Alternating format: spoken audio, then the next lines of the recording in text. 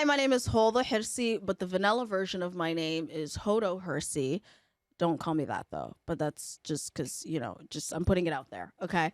I would put bananas in my immigrant jam. It's the Somali fruit. We love it so much.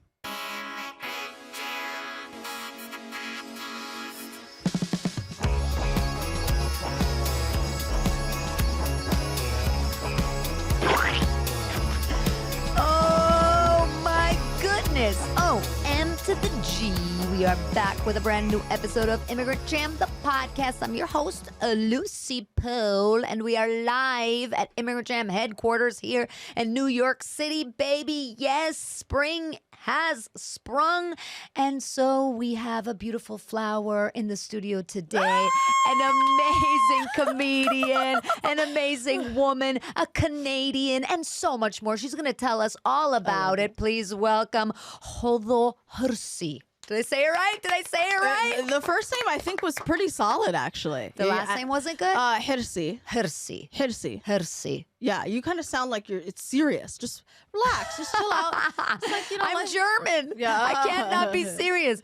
Hoodo Hersi. Yeah, Hoodo Hersi. Yeah, Hersi. I'm relaxed. I'm very relaxed. Welcome, welcome. Thank you for being here. I appreciate it. Thank you for having me. And listen, to all the listeners, I was late. It was late.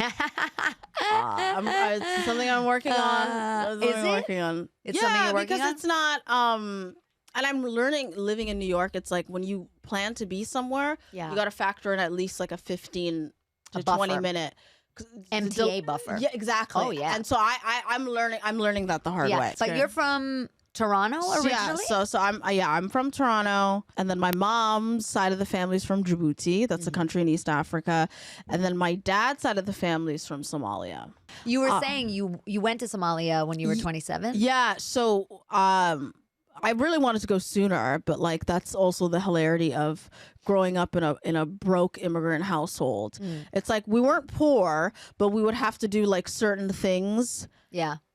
Because you just didn't have enough money. So like there was no such thing as like a family vacation. So it was like my mom would travel once and be gone for a bit. She would come back. Then maybe, a couple of months down the road, maybe a year from then, my dad would go on vacation. But it was never like we're all going together. Yeah, basically. So yeah, that was a really cool trip because it was me, my mom and I went. And I was trying to tell you this earlier. The poverty in Somalia, nothing has made me more sad than the poverty in New York. Do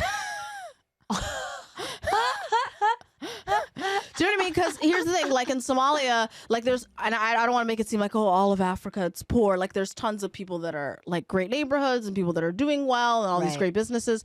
But there's a sense of community. Right. So it's like you would never in a million years walk by someone on the street and not like, especially if it's a holiday or something, not invite them into your home, give them a meal, ask them where their family is. We're going to take you to your family. We're going to, you know what I mean? Like Isn't there also something in Islam that you're not, that you have to help? Yeah. I mean, sure, but there's tons of that in Christianity, and we're not really seeing that. No, we're not seeing that. No, it's true. But isn't it true that the Islamic countries have like less homelessness than other countries? Somebody told me this. Someone told you this? I could see that. I mean, I could see that. I mean, I don't have the stats, but I could totally see that. Don't have the stats? What the fuck? I'm not prepared. No, but I think that's such a good point, because I think that's like such a good point for like the immigrant experience as a whole, right? Because it's so sad here. Well, but because like immigrants are so much about community because they have to be, right? Yeah. Because they come somewhere and they're not from there and everything. But I think that, that's such a like American disease. Holy shit. Like it was, and just like, it's so funny. I was on the bus once, which never doing that again in New York. In New York, yeah, no, don't do that. Don't do it. So, yeah. And I guess a homeless woman tried to get on or something like that, and then eventually got off. And someone on the bus was like, they had to get rid of the riffraff. And I was like, what? I've heard that before. People say riffraff. Was like this the Ritz shuttle to the Ritz-Carlton shuttle? But to me, that was like so shocking. just yeah, and just there's just so many of them, and no one gives a shit. I don't know, it's crazy. And no one gives a shit. Yeah, No one that's gives a crazy shit. to me too. That would never happen in Germany. I feel like they would just give a shit to like save their reputation. Like they'd be so embarrassed. It's embarrassing That there are like homeless, crazy people everywhere shitting on the sidewalk, basically. Yeah. Like here. I mean, that's not even an exaggeration. There's literally homeless people shitting on the sidewalk here. And everybody's like, okay. Yeah. You know, I feel like in Germany, they just would clean that up, not out of humanity so much as It's like out our of, reputation's on the line. Yeah, they're like, Yeah. we cannot have this. Yeah, exactly. People cannot see this here. I love the accent. But also, I do also feel that, you know, in most other countries, there's like more of a conscious choice for social sort of behavior, Yeah. you know? Yeah, for sure. So that was shocking. And then another thing that was really shocking was just being Canadian coming here. I was like, okay, I have health insurance with the job that I've got. Amazing. I'm in. Then I find out what an insurance deductible is, a health insurance. And I'm like, what? You don't have that in Canada? No. You don't have deductibles? For health insurance? No. What? Yeah. Wow. The way it works is like, okay, so when I was a teacher, you would have $500 a year for physio, allocated for physio, $2,000 for massage, and once you Wait, what? 2,000 for massage? Well, You yeah, had yeah. more for massage than for physio? Yeah, it was a whole thing in the union. With the union, they were fight. Before we used to have unlimited physio. Yeah, 5,000 for pedicures and No, because the way it worked was before that contract, yeah. we actually did get screwed over because before that, you used to have unlimited physio. Huh. Think about it. If you're in a car accident, the thing that's the most important is getting access to Physical physio. therapy. Yeah. A massage is great, but it's, so Yeah. now it's capped at 500. It used to be You unlimited. can rub one out on your own too, you know what I mean? Yeah. There Yeah, you go. sorry. Yeah. Yeah. So anyways, so yes, I've never had to pay an insurance deductible. And I remember being on the phone with Blue Cross Blue Shield. Oh no, the worst. Are they I hate bad? them. I had a battle with them. Really? Yeah, really. I just know that everyone accepts them, so I don't worry about. No, in that sense, but they're so big that Yeah. they are so evil, of course. Okay, great, You that's know? fair. But wait, you were a teacher? Yeah, so I was a teacher for. I left it at the beginning of my 6th year, and I left because I got a job in a writer's room. Oh, for comedy. But Yeah. what did you teach? Yeah, I was an elementary public school teacher. I taught grade 4, and grade 4 was my bread and butter. Grade 4 French immersion, because in Canada we have that's a thing. Like you'll have schools that are like bilingual. So you speak French? Yeah. I'm slowly. I You have speak to. Arabic? No, Somali. Somali. But my sorry. Somali is not that great. Like I Okay. understand it. And That what was, do they speak in Djibouti? French, Somali, and then some people speak Arabic. Yeah. Okay. Yeah. Yeah. So I forgot what I was saying. You were saying that you taught French immersion. Oh yeah. So grade 4, Mhm. that was my bread and butter, and then I also taught. What is it? There was a year where I taught grade 3, and that was in public schools they do this like shitty thing where they'll try to sell parents on a split grade. I don't know if they have this here, where they'll go, "Hey teacher, because of the numbers, instead of just having smaller class sizes where kids can get more individualized attention, we're actually just gonna cram a bunch of kids in a class, and now your grade is a 3-4 split." So you'll have like 7 kids that are in grade 3, and then the rest, 14 of them will be in grade 4. I don't think we do that here. Do we? Yeah. I've never heard of that. Yeah, so that's crazy. That is crazy. And you're not getting paid more money for teaching from 2 different curriculums. And aren't the 4th graders bored?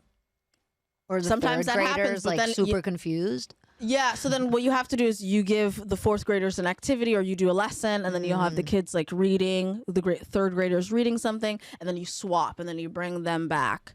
And then so it's a lot of gymnastics. Did you know you wanted to do comedy while you were doing Oh that? yeah. I knew from jump, like from Really? that I wanted to do comedy.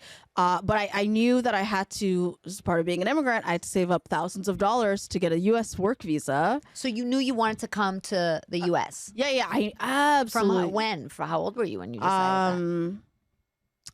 I think I don't know. Whenever I think I might have been in. middle school or something. I remember watching the Chappelle Show with my older brother, and then just something like a light bulb went off, and I was like, oh my God, this can be a career, just making people laugh. That's so cool. But you were always funny at home and stuff, I'm guessing. It was so funny when I told one of my brothers that I was going to do stand-up. He's like, wait, don't you have to be like funny to do that? Like he was genuinely shocked for me. He's like, that doesn't even make sense. Why are you, you know? I mean, listen, I made my friends laugh and stuff. I think also I remember hearing Lady Gaga say this. I think in any profession in showbiz, especially, there needs to be a healthy level of delusion. Right. Okay. Do you know what I mean? What are the odds are that you're going to make it in comedy? Right. They're so slim. Anyone like that's logical would never pursue this. Right. This is true. Yeah. So, so we are all a little irrational is what I'm saying. Right. Or some people call that brave. Brave. But see, there's that too as well. Yeah. Courageous. But it's like, yo, we're crazy. It is brave for sure. I don't know what it is. And maybe, I don't know if you feel this, but I've always felt like I'm gonna make it. I don't know how, but I'm just gonna make it. No, I don't always feel that. I've not always felt that. Really? That's fair. But it's you being German and logical. Do you know what I mean? I guess so. Or Jewish. Maybe it's the Jewish thing. Paranoid and neurotic and always seeing the worst in everything. Yeah. Generational trauma. Generational trauma, exactly. Yeah. But your parents came to Canada before you were born. You were born in Canada. Yeah. So my parents actually met in Canada. So I exist because of Canada. Because of Canada. Yeah. So my dad was because I exist because of Canada. No, because a lot of immigrants, it's like, oh, mom and dad moved to that wasn't the case, you know. So my dad moved to the U.S. and was on a scholarship. For what? Just university. He was my dad was a Fulbright scholar. Yeah, really smart man.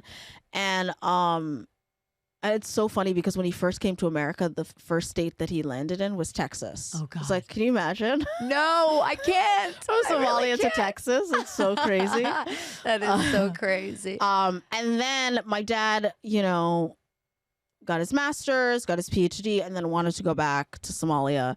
Couldn't because the civil war had happened. And then he had some family friends that lived in Montreal. And then my mom was already in Montreal because in Djibouti, they speak French, right? So that's the natural first place to go to. Right. Natural next step is to go to Montreal.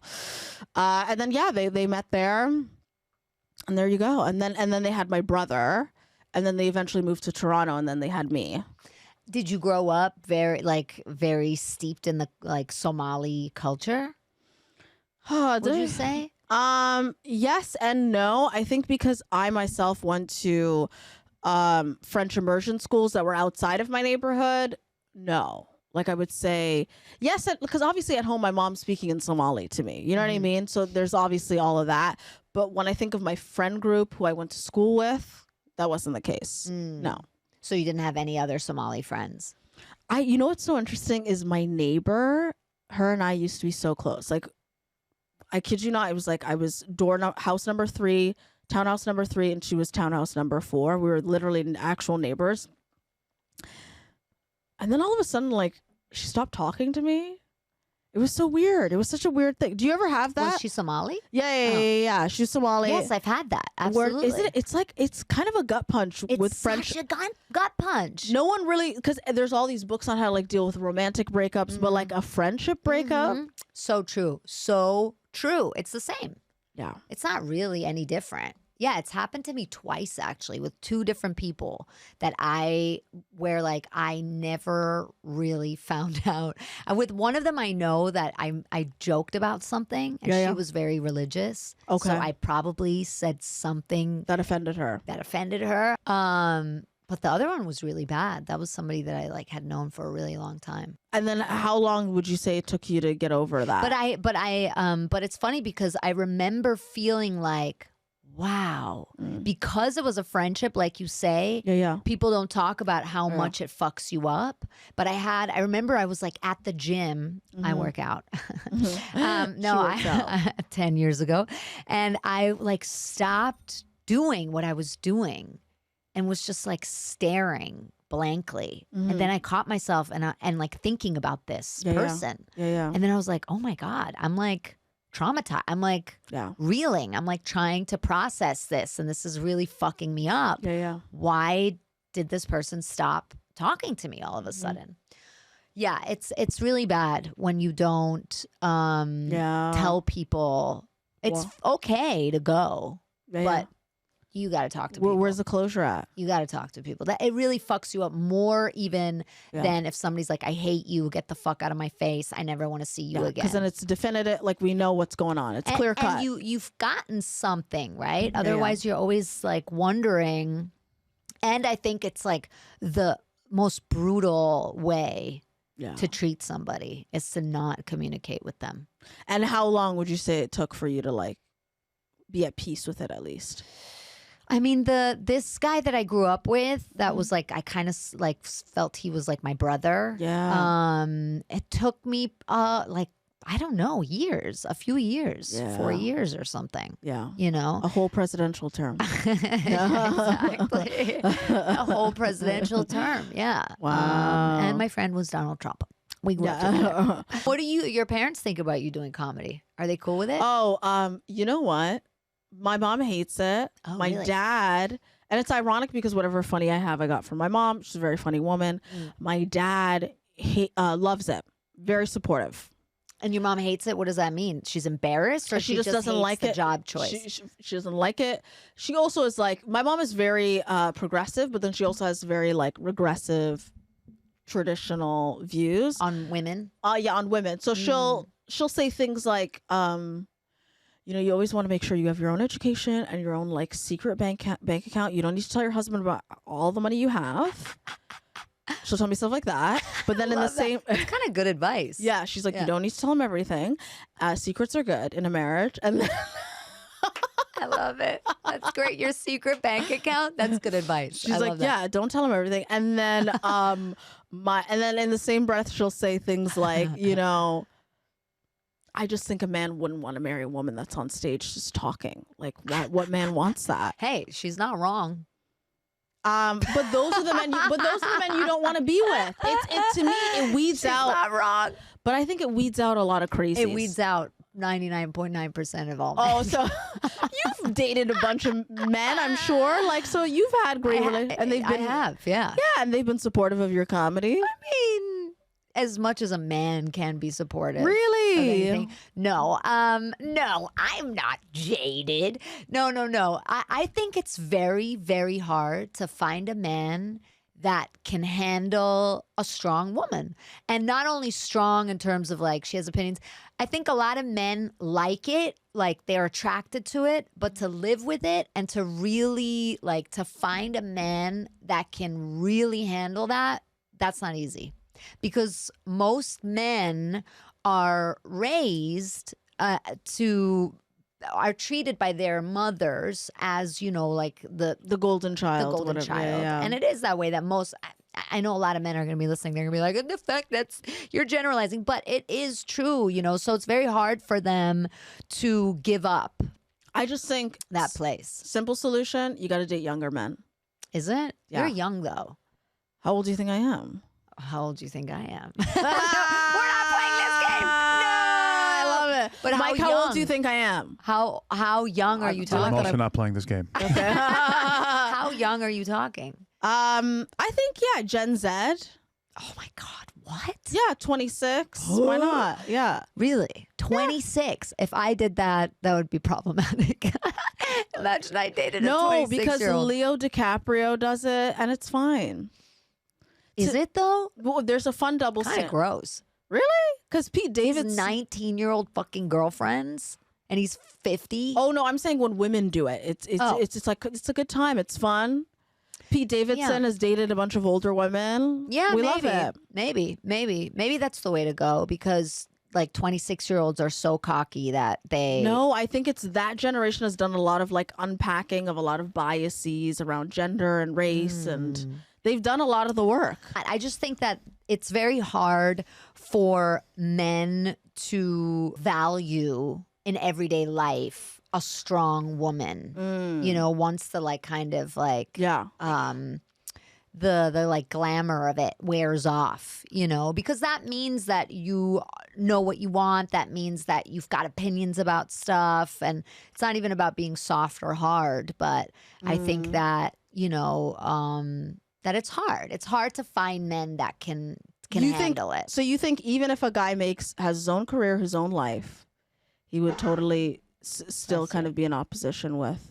No, I don't think generally that it's all men. I think that maybe that men that have their own career may be in a better position. But a lot of times those men, as you see out there, they go for women that don't have that because they don't want that next to them, you know? And so I think it just depends on the personality or how secure a man is within themselves. Yeah. Do you know what I mean? Yeah. In terms of who they are and what they kind of want in life and their ego as well. I think men have a lot of ego problems. Mike, what are your thoughts? Do you want the comedy answer or do you want the real answer? Let's get both. Comedy I want both. Yeah, I love that. Yes, Lucy, I love that. Comedy answer, women be shopping. Yeah. No, I think it's thousands of years of men having to, like, it's ingrained in your DNA that you're the provider. Right. And so when suddenly you're not providing or what you're providing isn't really moving the needle for a woman. Yeah. Because they have their own career, their own life, their own money, whatever. It's unavoidably difficult for a guy. It's not. Well, you can still buy her stuff. Sure. But there is something about the ego, but the ego is also unconscious ego. Yeah. Where exactly. Unconscious. I think that's it's not a good intentional, word. like, fuck you for making this and you're demeaning me. It's just like something in your gut that's like, this isn't sitting well. It's like breathing in helium. Like, you're breathing it in, but that's not what your body is meant to process, type of thing. That's the only way I can Women off be the helium. cuff. Yeah. Women be helium. Strong women be helium. Yeah. That's the name of this episode. Strong women be helium. Strong women be making my voice sound high pitched. No, but I think that's a good, that's a good point, like the unconscious ego. And I don't think it only has to do with money. The thing that Mike is talking about in terms of like providing, it also is that thing like a strong opinion, strong-willed. It's like, yes, I do believe that men have been conditioned for so long to be the like one that kind of like guides the way or whatever. Do you know what I mean? Yeah. Of course, I'm generalizing. Everybody's different. Of course, like it's not a one size fits all. But as a strong woman myself, I have noticed how I a lot of times like will like weaken myself a little bit. Oh, you make yourself smaller to kind of balance that out or to not be threatening. Honestly, if you're not into younger men, I think men on the spectrum. Men on the spectrum, I really feel like they're so blunt. Honesty starts with yourself, right? Yeah. And I think that okay, Oprah. Honesty, no, but that's okay, true. I love it. It's true. Yeah. I'm like very honest to a fault as well. Like I can't. Maybe I'm not on the spectrum, but I have a really hard time lying. Yeah. And like lying about myself and stuff. Right. You have to be honest to yourself first, and then you can be honest to others. Is what I think. Yeah, and that is the quote. Let's see. We gotta have that in caption. I love that. That's my so favorite great. Quote is when someone shows you who they are, believe them. Maya Angelou. That's the best quote. I love her. Yeah, best R.I.P. quote. I don't girl. put quotes on walls, but I'm like thinking to get that painted on my wall. That's so great. But Isn't it good? Yeah, but it also, if I came into your home or you were entertaining, I would be like, someone's done her wrong. She's been wronged. She's mad. She got a hit list. Tell? Yeah, there you go. Yeah. Your mom is traditional, you said. She wants you to totally get married traditional. and stuff, and she wants you to... No, she really... But this is where she's not traditional. She was like, okay, it's great. You got to get your education first, have something. So that if, God forbid, you get married, you just have your and own you're thing. stuck. You have your own thing to stand on. Right. Which is great. And then That is progressive. That's true. Yeah, and so my dad...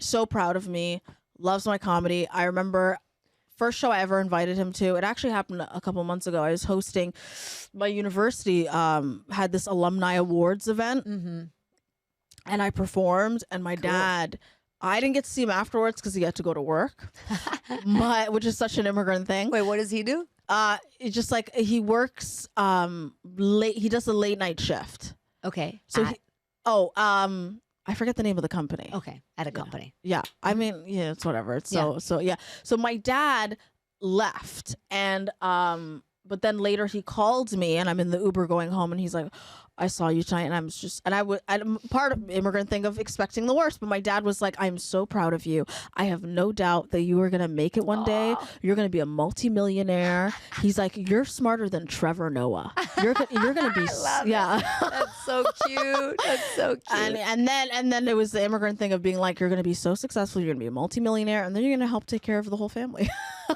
I was just going to say that. I was like, you're going to be a multimillionaire. You're going to finally buy us the house that we want. I would love to buy my parents a house. It's just like, it's like the dream. Yeah, why not? Totally. 100%. Absolutely. Yeah. Especially it's the dream when your parents don't have a house. Exactly. Yes. Yeah. That was like such a amazing moment. And I remember when I left Toronto to go back to New York, I was on the plane and I was like sobbing, like crying, but it was tears of gratitude. Yeah. It was like, okay, if my mom doesn't understand it, it's fine.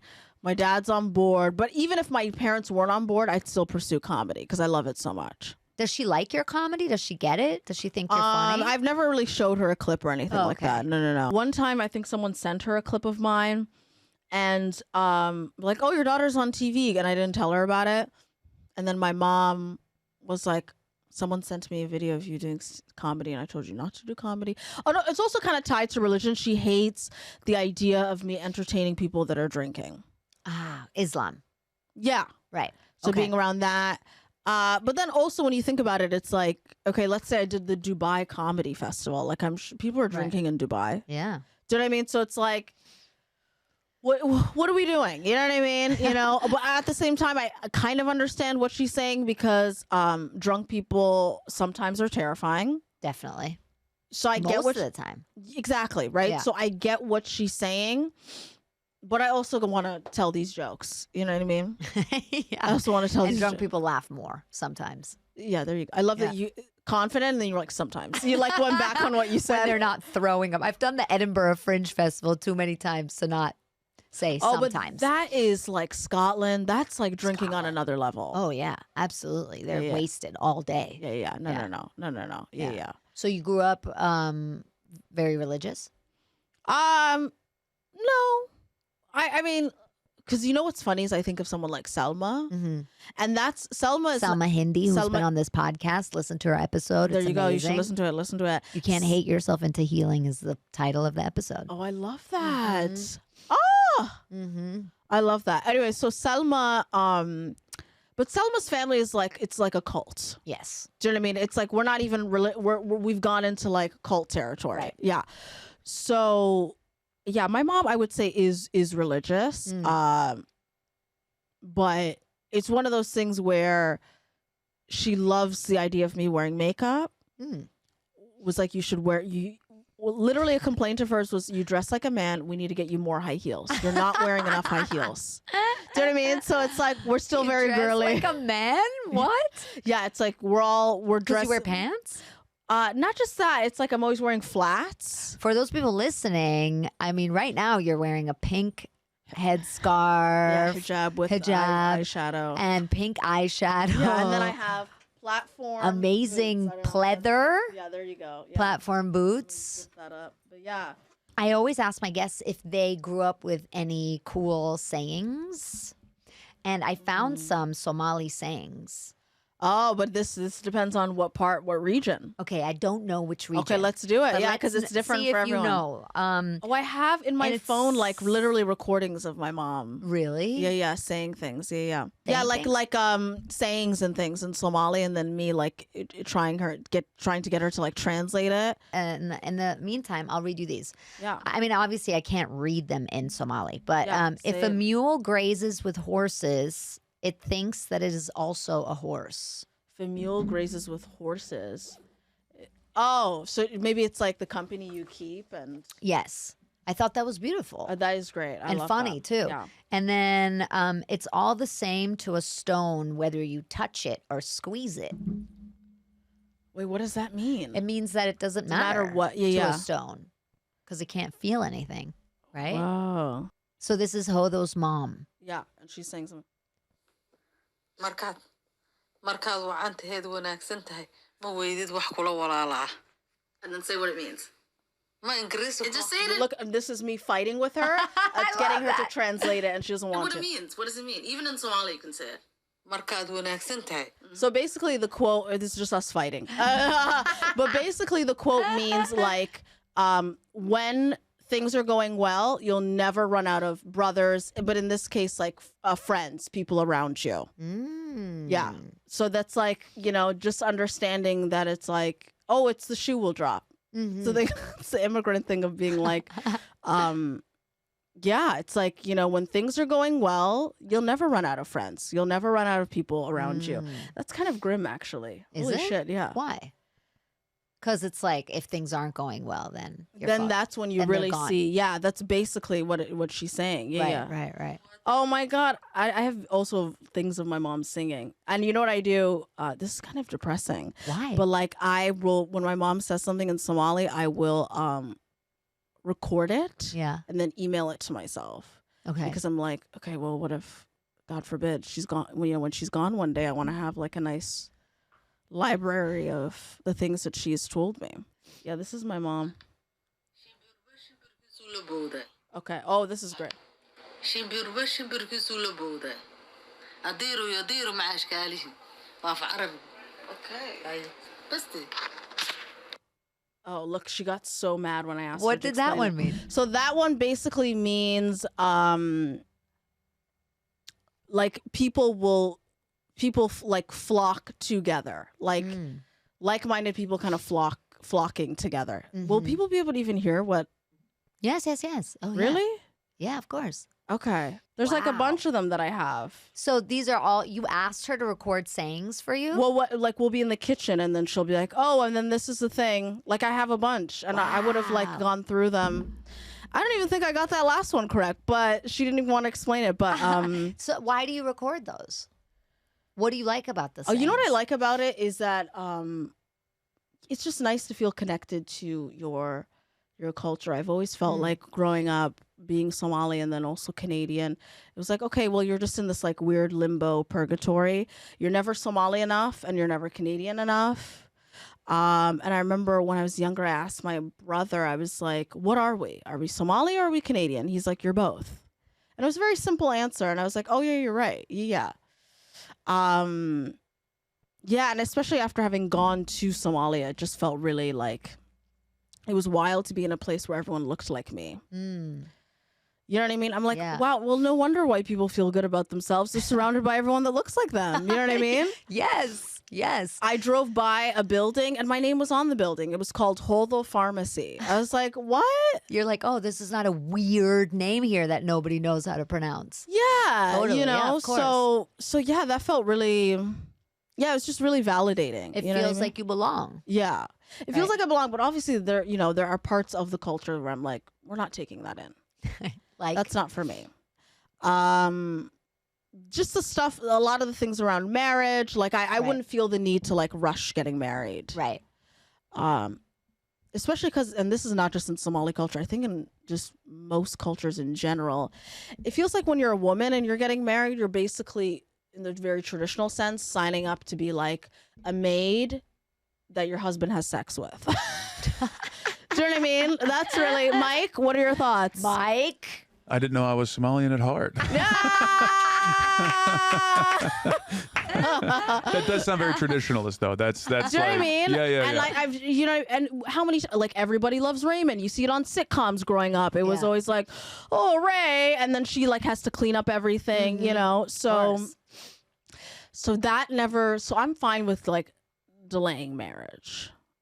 So you feel truly you are Canadian and Somali? Like if someone asks you. And I actually think it's genius because you're getting the best of both cultures. So there's things in North America in general that I love, you know, going after your dreams and all that stuff. I love that. Spray cheese. Sorry? Spray cheese. What is that? Cheese spray cheese.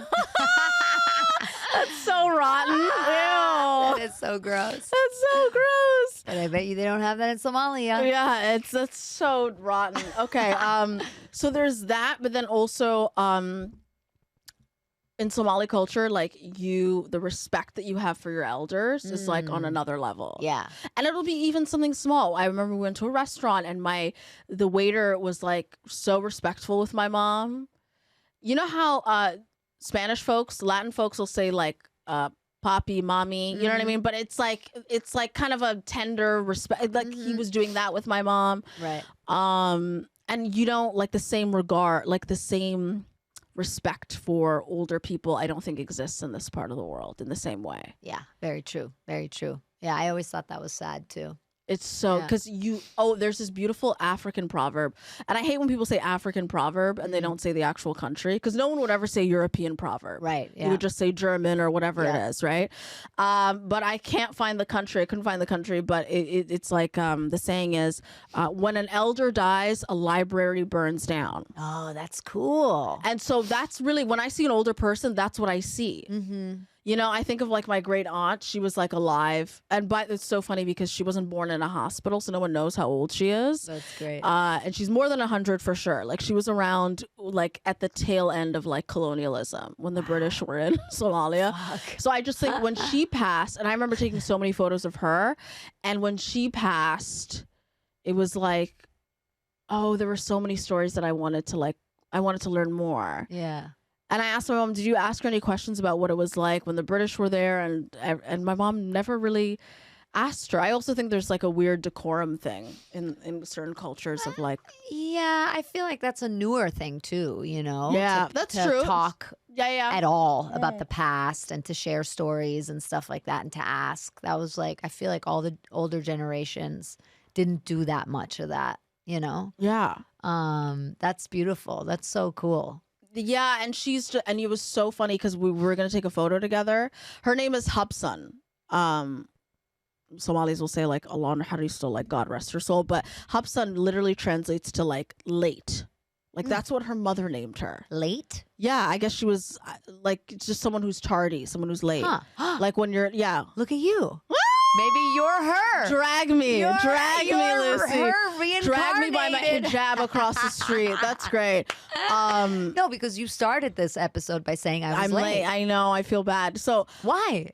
Your great aunt was late. Yeah, but what's great about her is when we were about to take a photo together, she's like, "Oh, but like my hijab, like I just want to make sure I look good." And I was like, even after being alive for more than 100 years, women still give a shit about what they look like. Do you know what I mean? You think that would just like be gone. You know what I mean? Of course. Yeah, it was such a wild moment. I was like, girl, you got cataracts. You can't even see what's going on right now. My grandma, to the day that she died at 97, always matched her like little cardigan to her little blouse, and the necklace would match the color of the blouse. Yeah, absolutely old school.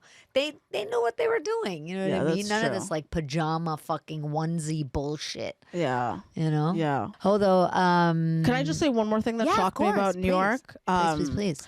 Culture shock here, and I want to find a way to talk about it on stage. Was flying cockroaches. Oh yeah, not bed bugs, water bugs. Those are water bugs. No, it's a cockroach. No, the thing that the ones that fly are water bugs. We're being too nice. Let's call them what they really are. Water bug sounds less like terrible. Do you know what I mean? It's a cockroach with wings. Yeah. Yeah, they're gnarly. And that was such a shock because I thought it was a moth or something. Oh no, you had one? Oh my God. You don't have screens on your windows? No, but also you see them outside. Well, you have to have screens. No, I have screens. Oh, okay. But I remember walking down the street and there was one that flew right across. What? No, but I also, Michael Costa, my friend Dulce was talking about this. Michael Costa has this, he was working on this joke she was saying, and it was about how he's walking down the street in a nice suit and a flying cockroach went right into his mouth. I woke up once to a cockroach crawling up my thigh. Cockroach was trying to fuck me. Oh my God, Lucy, what'd you do? What did I do? I went, ah!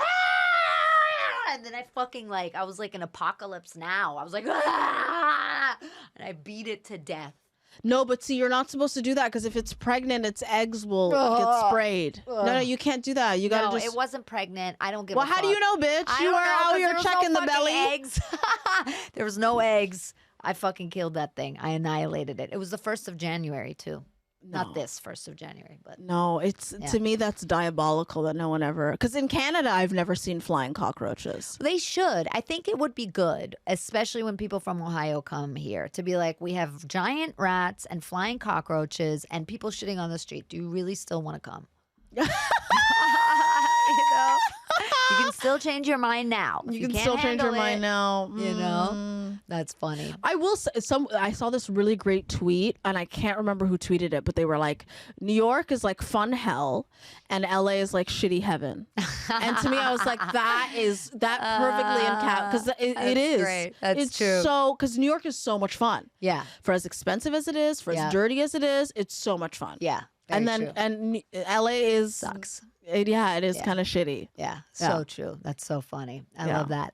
Okay, so all we have left to do now is to play a little game called Immigrant Jam Poll Questionnaire. I love that you're like, I gotta put my name in there. I love that. Yeah, it's not the Proust questionnaire, it's the poll questionnaire. I love that. All right, no right or wrong answers. Okay. Hoodo Hersi. Are you ready? Let's do it. Okay. If you were the president of the United States of America, which I'm not eligible to be, because you never know, that could change. What American food would you ban? This is what American food would I ban? Honestly, anything from Arby's. Why is Arby's in existence? I don't know. I've never been. Exactly, because you have taste, class. Exactly. Yeah. Style. Yeah. No. Okay. Anything from Arby's. I walk by that, I'm like, who the fuck is eating here? This is disgusting. You know what I mean? Yeah. Okay, so Arby's goes. Done. Okay. Everything. Yeah, If you could add one face to Mount Rushmore, whose face would you add? Oh, that's a good one. Well, I also think we need to work on getting rid of the other guys. Okay, I like it. Just because, slave owners, all that stuff. So get rid of the whole mountain, build a new one? Also, George Washington, his teeth from his slaves. Did you know that? No, I didn't know that. Terrifying. Yeah, that is terrifying. Yeah. His teeth? Yeah, so his fake teeth, he got it from his slaves. They would just pull it out. Yeah. Okay. So just keeping the mood light. Anyways. Who would I add? I think I would add someone maybe like Quincy Jones, someone who's like that's nice. Yeah, I would or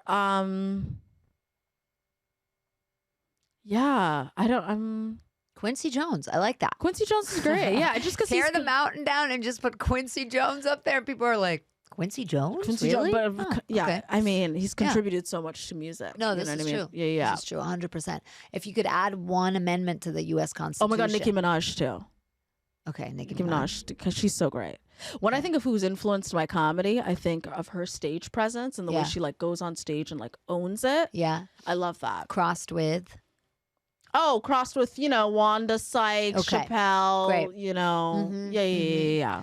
Okay, so Nicki Minaj and Quincy Jones. I love that you're repeating it like are bitch. The new Mount Rushmore. And you if you could add one amendment to the Constitution, U.S. Constitution, what would you add?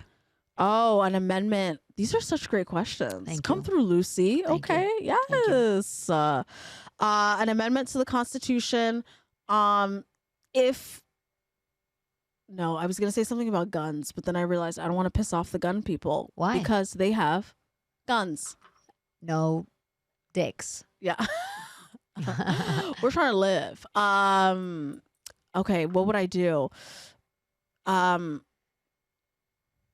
Let's just go for the gun thing. If there are more than 10 mass shootings, we're just going to put a pause on just using guns just for a couple months, just to ride it out, level things out. Okay. Yeah, that's good. Pretty reasonable. Just a pause. We're not getting rid of the guns. I can tell that you used to be a teacher. Yeah. Oh my God, can you for like time out for the guns, okay? Okay, guys, Go take your nap. Yeah, we're just gonna, Yeah, no guns. I love it. No. Putting a pause on it. Gun people, don't get mad at me. Putting a pause on it. Yeah. No. Yeah. 2 more questions. Let's if you do could it. deport one American person, who would you deport? Ted Cruz. Nice. Did you know he's Canadian? Very popular answer. He's Canadian. I didn't know. He was born in Calgary, Alberta. He gave up his citizenship so that he could just run whatever. But he wild. Yeah. And also, he's proof that not all Canadians are nice. This is true. Yeah. Yeah, he's a pretty big fucking dick wad. But I also think, when he went to Cancun while that storm was happening, I was like, Democrat or Republican, he don't care about none of y'all. No, of course not. Yeah. He's full of shit. He's a cyborg. Hoodo, do you know how I can meet David Hasselhoff? You really like David? He used to be really hot back in the day. I mean... No. As he's aged, it hasn't been great. Come on. Let's acknowledge. I love that you thought he was hot. That's so funny. No, back in the day. Mitch Buchanan? I don't know who that is. Baywatch. Oh, okay. Well, how do you know he's hot? I just, because when I watched the Pam Anderson documentary on Netflix, okay. I was like, okay. I could see why people liked him. He used to be hot back in the day. That's hilarious. I remember when I was a kid, there would be reruns, Baywatch reruns, and I never really I was like, okay, it just never appealed to me. Also, as a kid, I never really got into Seinfeld, Friends, all these shows because I was like, I don't see anyone that looks like me. And my kid brain was like, okay, we're not watching this. I don't feel like kids were into Seinfeld, though. No, but even as a middle schooler, high schooler, I never got into it, even though I saw the reruns because I was like, oh, no one. Yeah, that makes sense. No one looks like me. But I do love Curb. I have to say, I wasn't that into Seinfeld as a teenager either. I got into it later. And I think here in New York, it was a different thing because it was so New York-y, So a lot of people were into it just because there were so many New York references and New York people and, New York lifestyle. But I can see that. I was fascinated by American television when we moved here because everybody, seemed so different, the culture and everything. I was like, wow. Yeah. I also don't with something like Seinfeld. I feel like what season would I start from? Do you know what I mean, girl? What? It's really funny. Okay, it's really funny. Okay, I'm Mike. What do you think? One Start of the from best season sitcoms 1? on TV. It's It's really good. Yeah, and it's really fun to start with season 1. Really? Okay. Yeah. And just forget the fact that one cell phone would fix every single problem in the show. Right. But just remember it's of the time, but it is incredible. It's really funny. I mean, it's just comedy wise, it's so funny. Yeah. Okay, I'm gonna watch. Oh, and if you like Curb, then you like because Larry David. Yeah, exactly. It's all that. So wait, you really like David Hasselhoff? I used to be obsessed with David Hasselhoff. What was the moment when you knew you were roped in? You were like, I love this man. Oh, because there was a girl that I really wanted to be friends with. Her name was Nina, and I was always only friends with boys. I was a tomboy. Okay. And she was this very girly girl, and I really wanted to be her friend. And she loved David Hasselhoff, and I was like, I love David Hasselhoff now too. I think you just loved your friend. I think so too. Yeah. But she's not here anymore, and David is. That's so funny. And then I just vowed that I would love David forever because my mom was like, you won't even like him in 2 years. He sucks. Oh, so this is I'll love him forever. So this is kind of you got a point to prove. It's not even about this. Yeah, it's not even about the man. It is about the man, the myth, the legend. Do you think he's hot? No. Oh, okay. I don't think he's hot. I actually auditioned for a part that would have, if I would have gotten it, I would have had to make out with him. And I was like, I don't think I want to do that. I think this will ruin everything. What if his breath smells? No, but I think they give him something. Oh, is he wearing eyeliner? Yeah, I'm sure. Wow. Yeah. And is he born in Germany? No, he's American. Oh, but he just has the last name that's German. He has German roots, and Germans love him. It's a phenomenon, a cultural phenomenon. Germans love David Hasselhoff. Do Germans love Sandra Bullock? No. Wasn't she German? She speaks German. Yeah, but no, they don't love her like they love David Hasselhoff. That's so weird. Okay. They don't even love Germans the way they love David Hasselhoff. Okay, got you. Some self-hate going on. Yeah, I think so. Hoodo, where can people find you online? Oh, okay, this is great. Do you like that I switched? I was like, we're in promo time. Yes, exactly. I love it. Okay. At Hoodo Comedy. So am I looking? Where's my camera? Wherever. Look here. At Hoodo Comedy. HOODO Comedy. Okay. And on all platforms. And then HoodoComedy.com for tickets. I'm going to be in Seattle June 25th. Nice. Seattle, Washington. I'm coming to you. Okay, June and you 25th. got a Comedy Central thing coming out? Do you know when? Yeah, the Comedy Central. Look at me. Look at you being my manager and me forgetting about the things. Comedy Central digital set that's going to drop I think they said it's going to be next month in April. Oh, okay. Oh, soon. So, yeah. So it's on their social media. Yeah, on their social media. So check that out. But really, buy tickets to Seattle. I want to see you. Yeah, We're trying to Seattle, look at me turning into Joan Rivers. Seattle, she would be added to Mount Rushmore. I love that. Yes, she's Joan Rivers. so iconic. Oh, she is. The fact that she was relevant well into her 80s, do you know what I mean? And always looks glamorous. And I hate when people say she is the greatest female comic. It's like, don't put the gender there. She is like one of the greats, period. Absolutely. Do you know what I mean? Yep, 100%. I don't agree with everything that she said, but I always admired that woman's work ethic. Yes. Yeah. I love her. Agreed. Love Joan Rivers. She's the best. I love that you were like iffy on Quincy Jones and Nicki Minaj, but I said Joan Rivers, and you're like, we like it. No, I love it. It's just so funny. It's like random. It's so random. It's very random. No, I love Quincy Jones. Okay, great. Well, now we know you don't like Nicki Minaj. But listeners, Barbs, get her. I have no strong opinions on Nicki Minaj. Nicki Minaj is all right. It's all right. It's all right. A little past my time. I was more of the Little Kim era. You know what I'm saying? She's the blueprint. Exactly. That's why I said it. That's why I said it. Follow Hoodo if you don't already. What are you doing with your life? Thank you for listening today. Thank you to Mike Albanese. Mike, we love you. He wants a maid that'll fuck him. That Mike is Somali at heart. Yeah, there you go. Yeah. Who would have thought? You know, really. Pretty amazing. Hoodo, I could have talked to you for hours. Thank you for being here. This was so fun. Thank you to everybody who listened. Douchebag Steve, Craig, and Gio. Thank you so much for being so awesome and supporting us so much. Give us a little 5-star review, a little rating. I thought you were going to say Australian. A rating. Subscribe. I don't know. Do whatever. Do it. Tell your friends about it. We love you so much. I'm Lucy Pohl. We'll be back next week. Goodbye.